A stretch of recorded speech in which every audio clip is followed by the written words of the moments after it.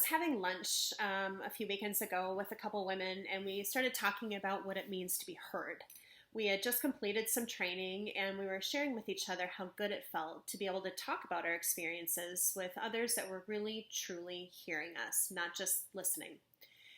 Many of us have likely felt the difference between when somebody is listening to us and somebody is hearing us. We may not be able to put our finger on what exactly the difference is. We may not be able to put into words what the difference is, but we certainly know how it feels. And I don't know that any of us can say that it doesn't feel good to be heard. Years ago, I was in a relationship and went to therapy, and the therapist gave us a demonstration of the difference. The therapist sat directly across from me, and we pretended that we had just met each other. He looked right into my eyes, and he asked me about my shoes.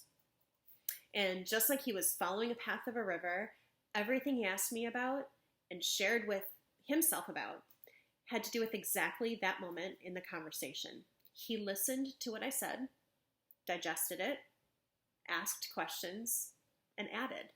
He wasn't jumping ahead to the next thing he had perhaps planned to talk to me about, or maybe even where he wanted the conversation to ultimately go. He stayed with me right in the moment. And even though the conversation was about something so trivial as the shoes I was wearing, I felt it. I was being heard. And what I was truly experiencing was connection.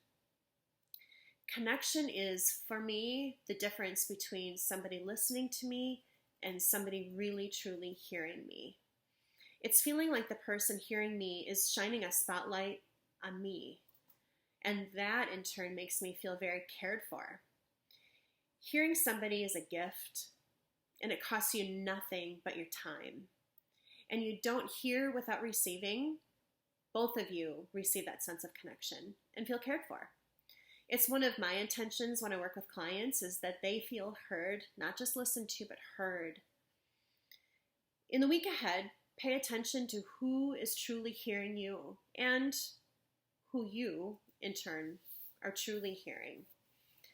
And notice how hearing changes the quality of your conversations and strengthens the connections you have with those around you. At its essence, it is about being fully and completely present, and your presence is a gift.